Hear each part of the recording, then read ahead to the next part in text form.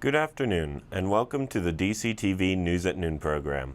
This program is brought to you by the Southwest TV Translators Association and supported by the Dolores County Broadcasting Network on DCTV Channel 32.1.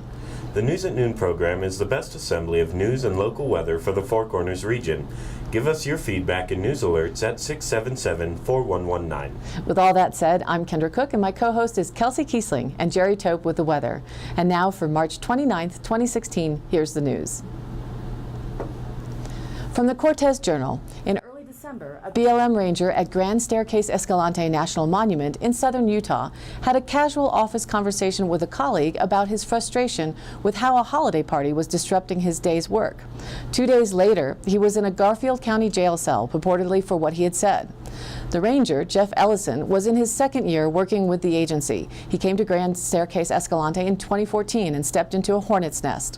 In 1996, President Bill Clinton used the Antiquities Act to designate as a national monument the 1.8 million acre swath of slick rock, verdant canyons, and pinyon juniper mesas.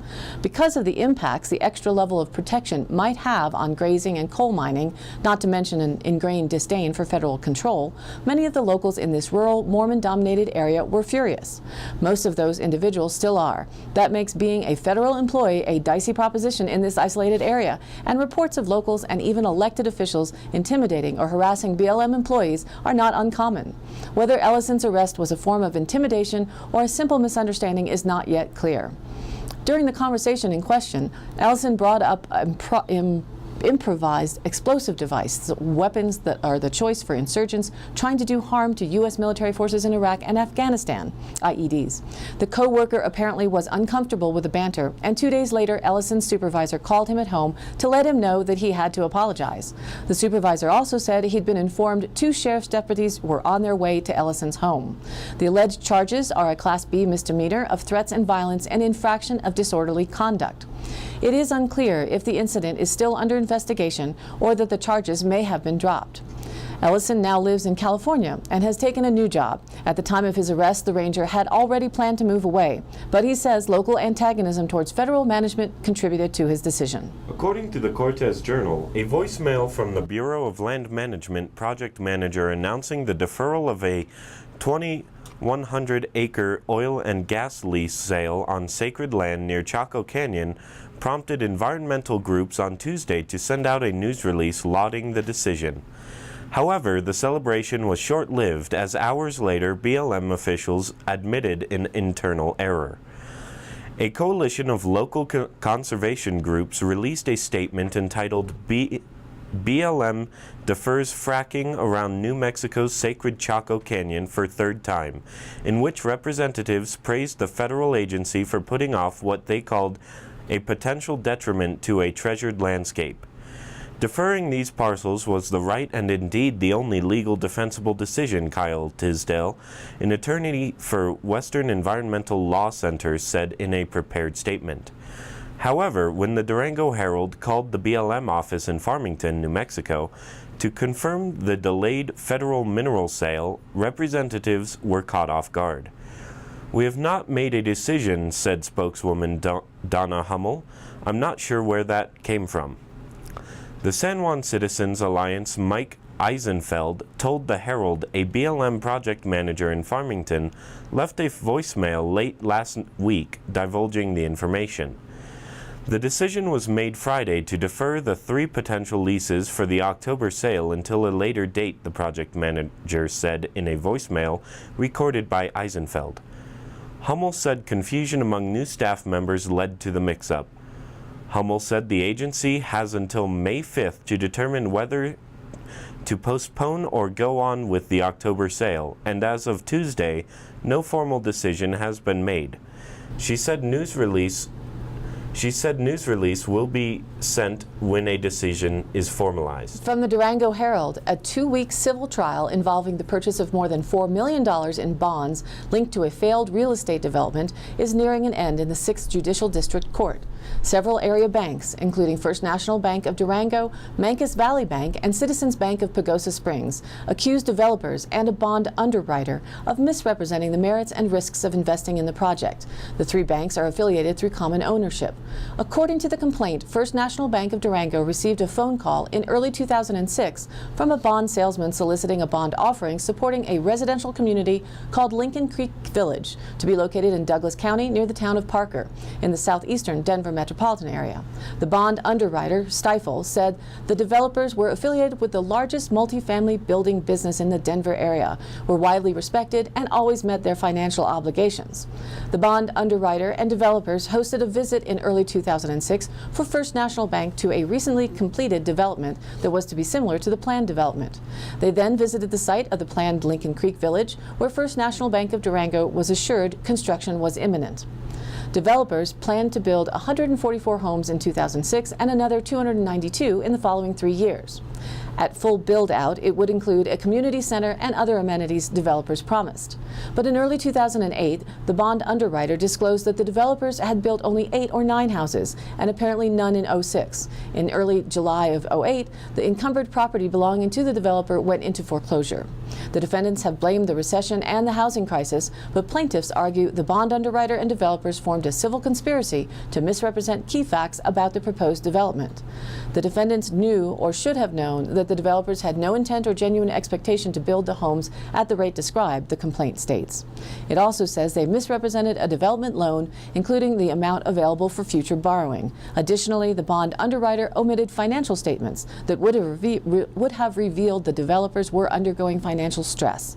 First National Bank of Durango would not have purchased the bonds had the omissions and misstatements not occurred, said the complaint. The trial is before Chief District Judge Gregory Lyman. According to the Cortez Journal, Cortez City Council members on Tuesday decided that a planned metal building on the campus of Southwest Memorial Hospital needed to be more visually appealing. They approved a revised site development plan that will require builders to include more trees and a stucco skirt around the planned ambulance bay and operations facility at the corner of Cottonwood Drive and Dr. E. Johnson Drive, northwest of the hospital's helipad. The council passed the resolution approving the plans in a 6-to-1 vote, with Councilman Tom Butler voting no. Mayor Karen Sheik said the council had worked hard the past several years to promote beautification of the city.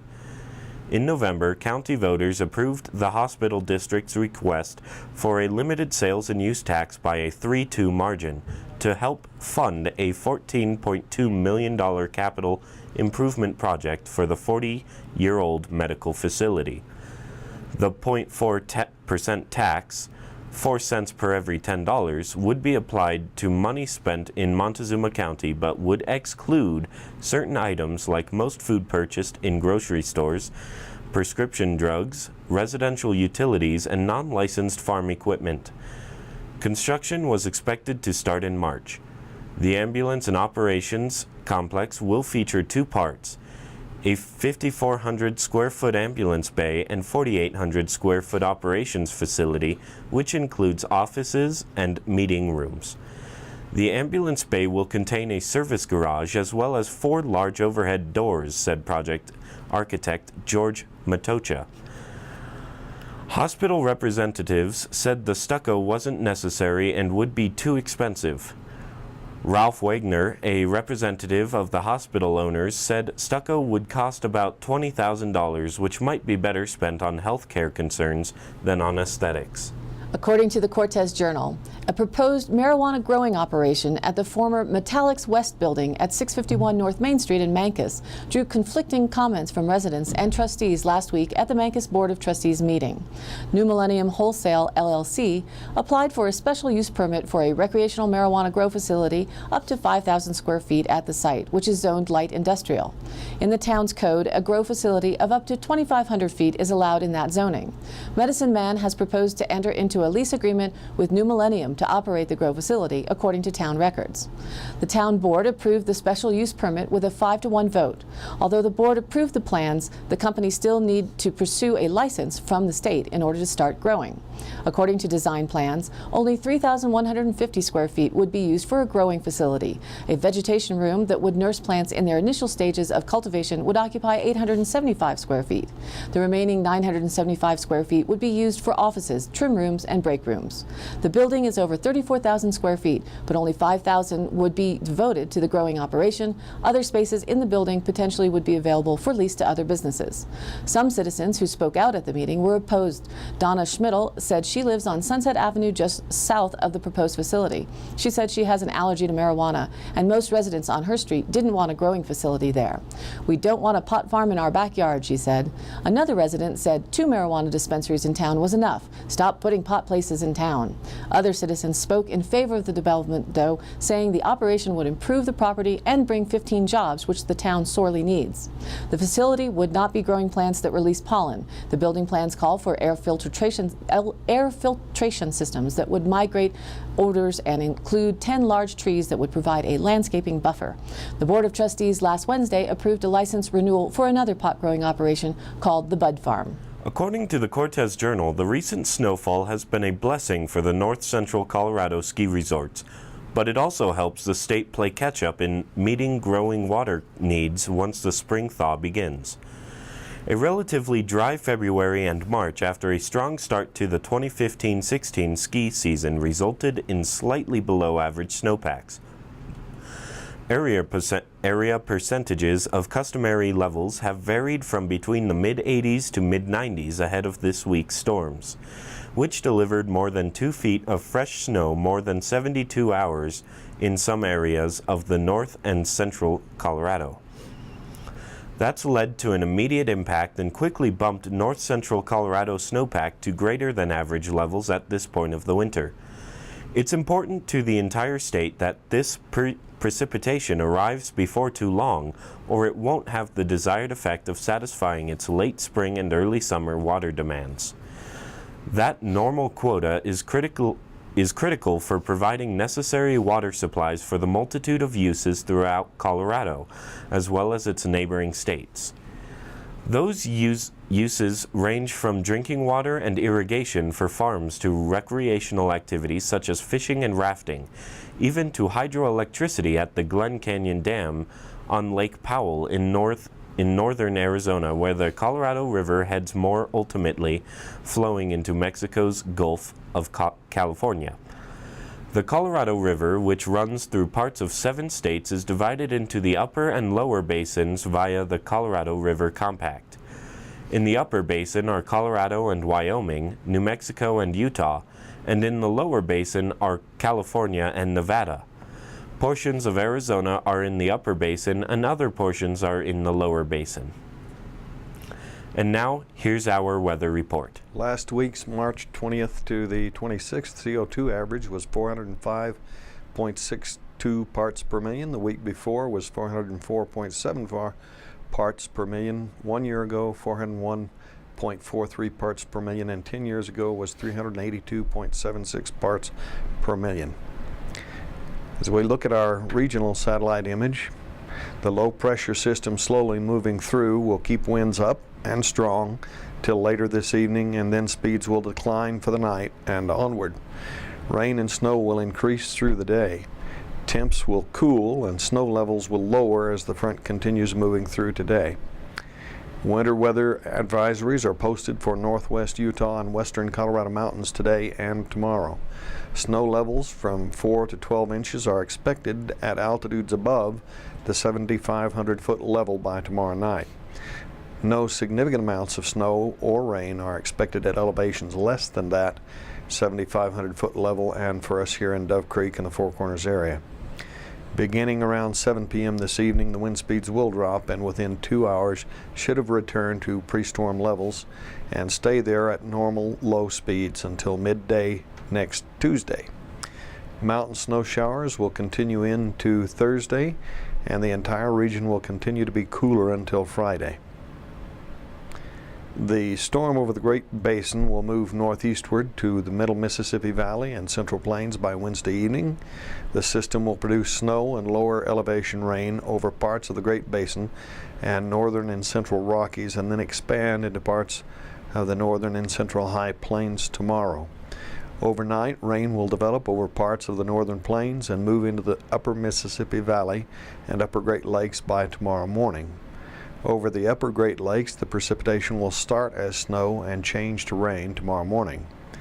Moisture from the western Gulf of Mexico will move north over the plains today and move into the Mississippi Valley tomorrow, reaching the Great Lakes by the evening. Showers and thunderstorms that have developed over parts of the western and central Gulf Coast and over parts of the Central Plains will move further up and into the southern plains and expand into the middle and lower Mississippi Valley by tomorrow evening.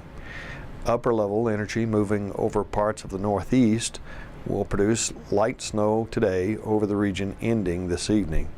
The boundary of this upper level energy will produce showers and thunderstorms over parts of the southern Florida area through Wednesday evening.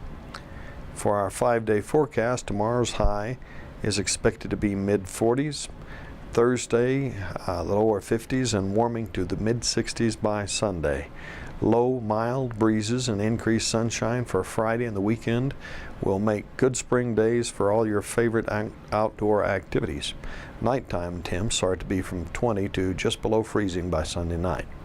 And now back to Kelsey with more news. According to the Cortez Journal, Colorado drivers won't need snow tires or chains in the trunk to drive into the mountains next winter.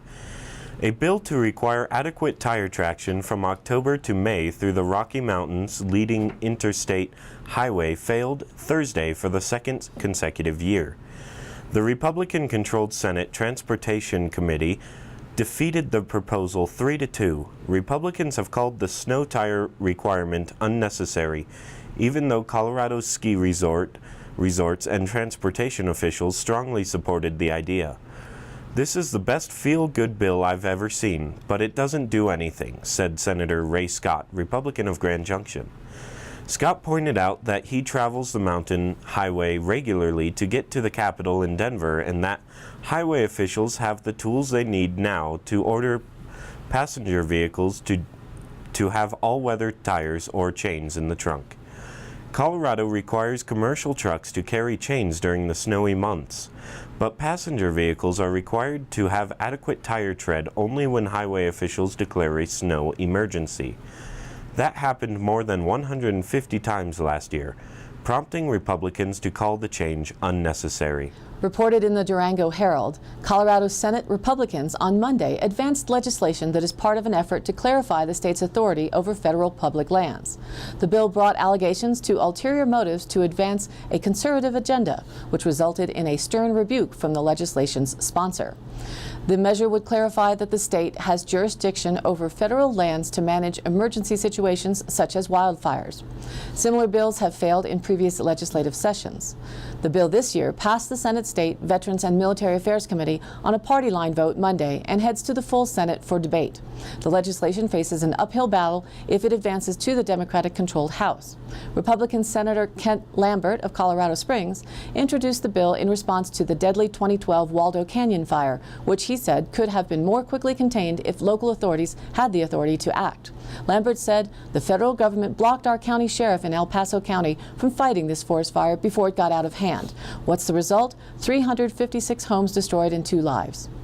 Environmental interests pointed out that it is not the first effort this year from Republicans to express grievances with regulation over federal lands. Opponents call it rhetoric and say it could lead to a push to transfer management of all federal lands to the states, which they say would result in mismanagement. Another bill moving through the legislature would establish a public lands day in Colorado. Environmental interests expressed concerns with that bill after it was amended by Republicans to encourage the federal government to reform its regulatory practices. According to the Cortez Journal, a survey on the Montezuma-Cortez RE1 school district's website asks respondents to consider options for the fate of the retired high school building on 7th Street.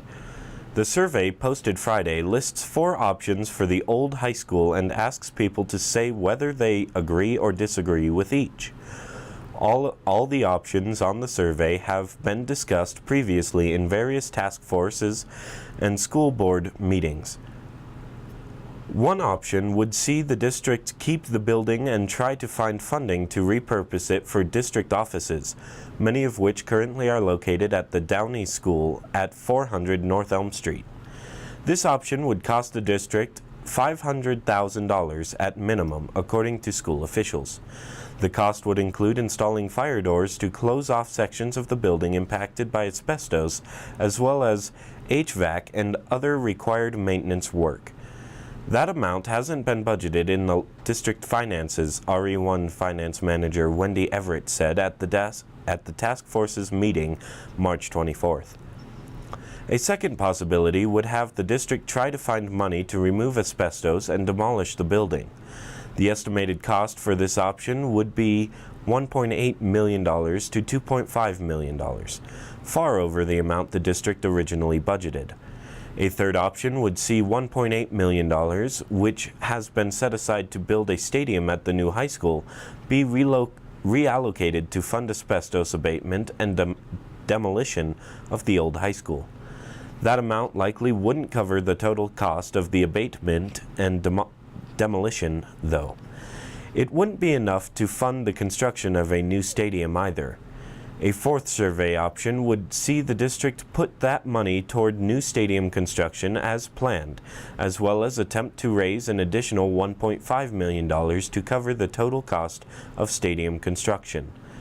Though the survey lists only these four options, Kemper Elementary Principal Jamie Hockness, who also is RE1 Executive Director of Facilities and School Safety, told the task force Thursday neither district officials nor board members have a predetermined outcome for the fate of the building. The Denver Business Journal reports state officials said Monday that Colorado has a strong program in place to permit and monitor the wastewater injection wells from fracking, and also noted that the state hasn't seen much earthquake activity connected to the state's oil and gas sector in recent years. This as the USGS releases its maps for the year, but this year's maps include a forecast for induced or human-caused quakes as well as natural earthquakes. The map shows a giant splash of dark red, red, orange, and dark yellow covering much of California, a state well known for large earthquakes. But it also shows a similar splash of colors across central Oklahoma. The colors indicate how likely a quake is to occur in the area in 2016. Of the 6 states with the most significant hazards from induced seismicity, ranked from highest risk to lowest risk, Colorado ranks 4th. In Colorado, a small circle of orange and dark yellow, signifying up to a 5% chance of an earthquake this year, lies in the southeastern part of the state, straddling the state line with New Mexico, where the Raton Basin has been drilled for years. It's unclear whether earthquakes in that area have been caused by oil and gas activity, according to the state. Todd Hartman, a spokesman for the Colorado Department of Natural Resources, said this area continues to be studied as a place where wastewater injection may be associated with seismicity, though there is conflicting data on the matter. By including man-made earthquakes in its records and forecasting models, the USGS's assessment of earthquake hazards has significantly increased in parts of the U.S., said Mark Peterson, chief of the USGS National Seismic Hazard Mapping Project. This research also shows that much more of the nation faces a significant chance of having damaging earthquakes over the next year, whether natural or human-induced. According to the report, about 7 million people live and work in areas in the central and eastern U.S. where there is potential for damaging shaking from induced seismicity. The USGS Did You Feel It map shows a concentration of quakes in Colorado in the southern part of the state, where the Raton Basin lies, as well as in the western Colorado of the Paradox Valley and Rangeley areas. It is also showing that the Rocky Mountain Arsenal, where in the 1960s waste fluid from a cleanup operation were disposed of by injecting them into a 12,000-foot well, setting off earthquakes in that area. At the Colorado legislature, HB 1310, which would make it easier to sue oil and gas companies for damage caused by earthquakes, passed the Democratic-controlled House on March 18th, despite concerns raised by Governor John Hickenlooper's office. It is considered by many to have slim chances of passage in the Republican-controlled Senate. And now the Dolores County Sheriff's Roundup for the week of March 21 through 27th. A deputy responded to a report of a careless driver on Highway 491. Several port runners were turned around to the Utah port of entry. A deputy responded to a road hazard report of a vehicle pulling a camper trailer traveling 20 miles per hour under the speed limit with no lights. A deputy responded to a report of an open door in the county and contacted a responsible party. That's it for today's Roundup. Stay tuned this week for more updates. And now in today's High Country happenings. Wednesday, March 30th, U.S. Representative Scott Tipton plans a town hall meeting for constituents to voice their concerns from 6 to 7:30 p.m. at the Montezuma County Annex Building at 103 North Chestnut Street in Cortez. And from March 28th through April 3rd, and again in May and July, the Montezuma County Sheriff's offices will be participating in the Click It or Ticket campaign. There will be a zero tolerance policy. You will not be given a warning, but you will receive a ticket for not wearing your seatbelt. This will include one for every person, including children, within your vehicle. They hope that after 3 months of wearing your seatbelt, it will have become a habit. And every Monday evening from 7 to 9 p.m., there's a gathering of the Four Corners Community Band. It takes place at the First Baptist Church in Cortez, and new members are always welcome. For more details, visit www.fourcornerscommunityband.com.